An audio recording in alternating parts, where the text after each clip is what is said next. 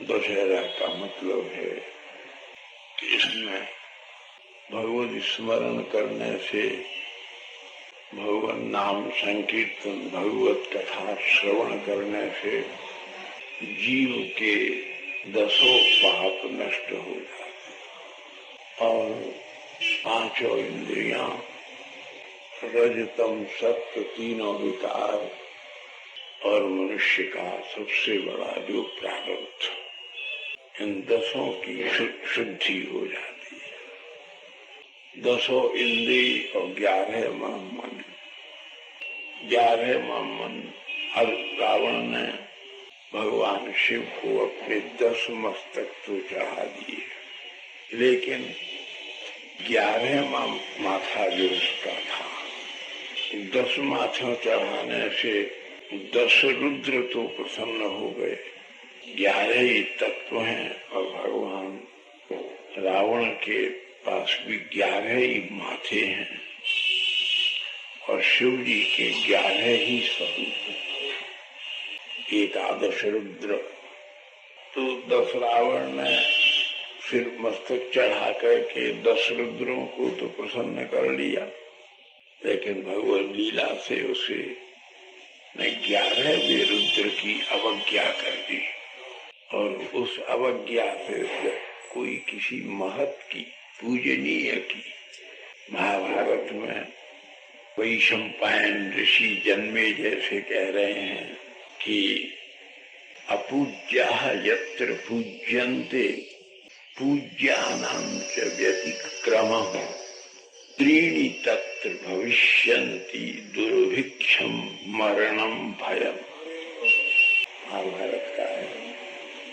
जो पूजनीय है किसी भी रूप में, विद्वान हैं, वयोवृद्ध हैं, तपस्वी हैं, भगवत परायण हैं, उनकी तो अवज्ञा हो, और जो आचरण से और प्रवृत्ति से, बुद्धि से असद है, भीतर से कपटी और ऊपर से अनेक प्रकार के प्रदर्शन से युक्त हो, उनकी पूजा होती हो और पूज्यों की पूजा नहीं हो, पूज्यों की पूजा न होती हो, तो निश्चित रूप में दुर्भिक्ष, अकाल पड़ता है, अकाल मृत्यु होती है और मकान और अपने मन के भीतर अकारण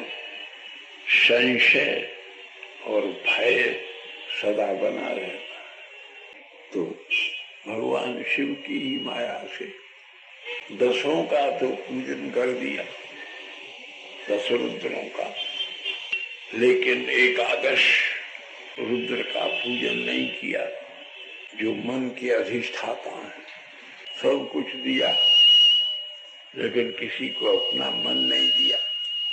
तो मन तो तरह तरह की कुप्रवृत्तियां उत्पन्न करता रहेगा, कदाचार करता रहेगा, सदाचार का अभाव रहेगा, अनाचार न चाहने पर भी हो जाएगा, विचार द्वंद मन के भीतर बने रहेंगे, बुद्धि असद की ओर प्रवृत्त रहेगी, चेतना अहंकार के कारण आवृत हो जाएगी और मनुष्य के भीतर दूसरों के प्रति संवेदना, महात्माओं के प्रति भावना और भगवान के प्रति प्रपत्ति संभव नहीं हो सके। इसीलिए वो 11 रुद्र में जो 11वें रुद्र हैं, वे साक्षात हनुमान जी के रूप में प्रकट हुए।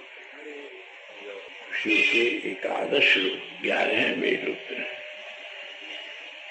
रावण ने अवहेलना की, अवज्ञा की और महात्मा को उन्हें कोई प्रणाम करे इसकी अपेक्षा नहीं रहती।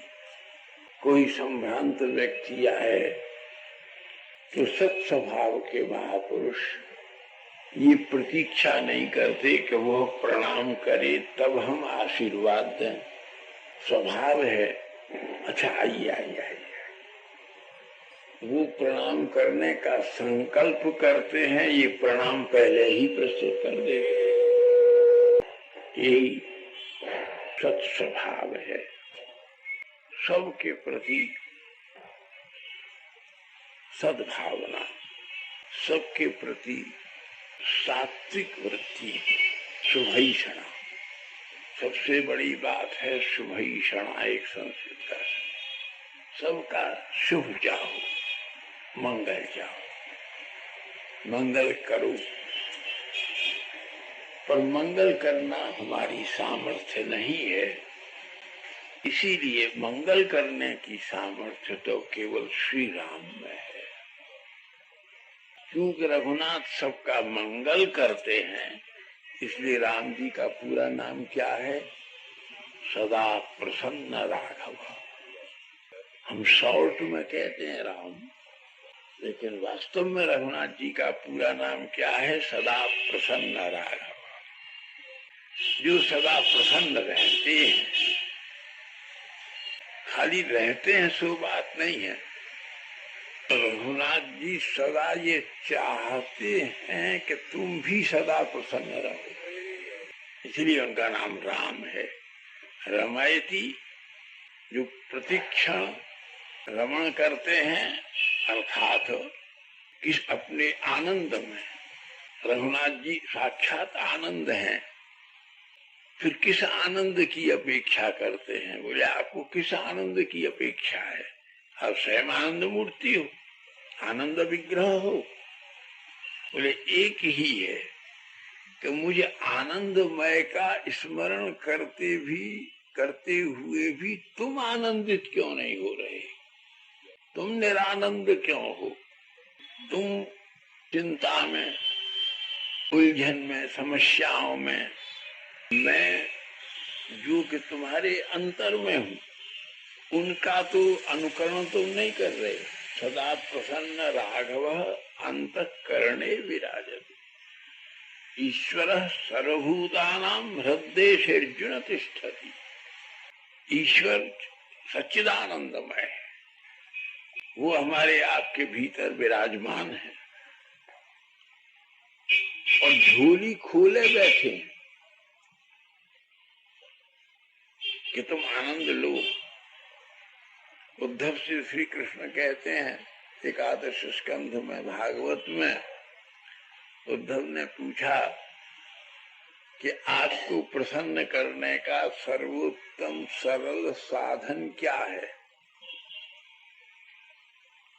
आपको प्रसन्न कैसे करें?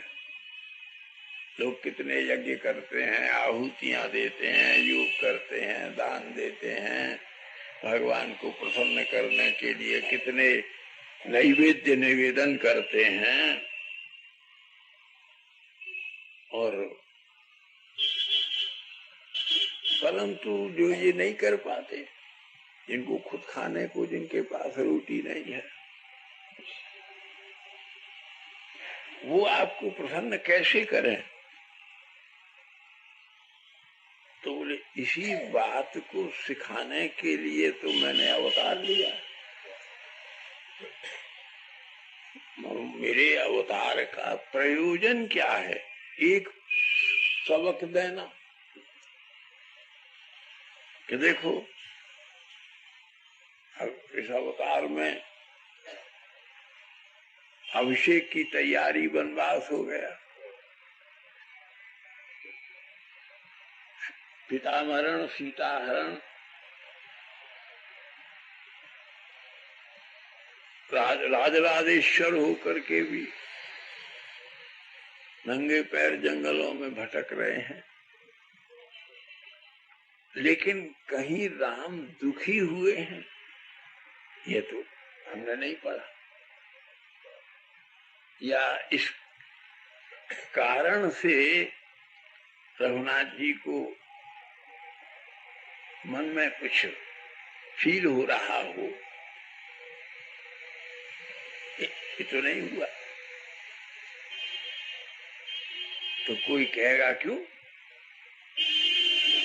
हमने तो पढ़ा है कि सीता जी के लिए राम रो रहे थे, बोले यह करुणा, ये रोना जिसके जीवन में नहीं है, उससे बड़ा दुर्भागा कोई नहीं है।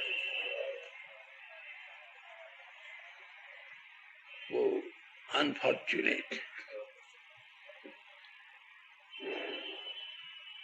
नैकत्र प्रिय संवास सूत्र है। एक सुनिश्चित बात है कि जो दो मिलेंगे, काल, कर्म, प्रारब्ध, माया, परिस्थिति और संबंधी गण इस प्रयत्न में लग जाएंगे कि कैसे इन दोनों को अलग किया जाए। और लेकिन जिनका हृदय भावनामय है, सरस है, जिनके पास कोई कला है, जिनके पास में प्रतिभा है, वे उस प्रतिकूलता के क्षण में आंसू नहीं बहाते, उस विरह के तीक्ष्ण आवेग में उनके मुख से काव्य की धारा निकलती है ना। अंग्रेजी की एक महाकवि शैली की एक बात हम कहा करते हैं, हमें बहुत अच्छी लगती है, बड़ा सरल था। Our sweetest songs are those that tell a saddest thought। हमारे अंतर का सबसे मधुरतम क्षण और सबसे मधुरतम प्रक्रिया वही है जिसमें से हमारे जीवन के पत्थर को पिघला देने वाला करुणा का स्रोत उत्पन्न होता। करुणा जीवन की सबसे उत्तम स्थिति है। हमको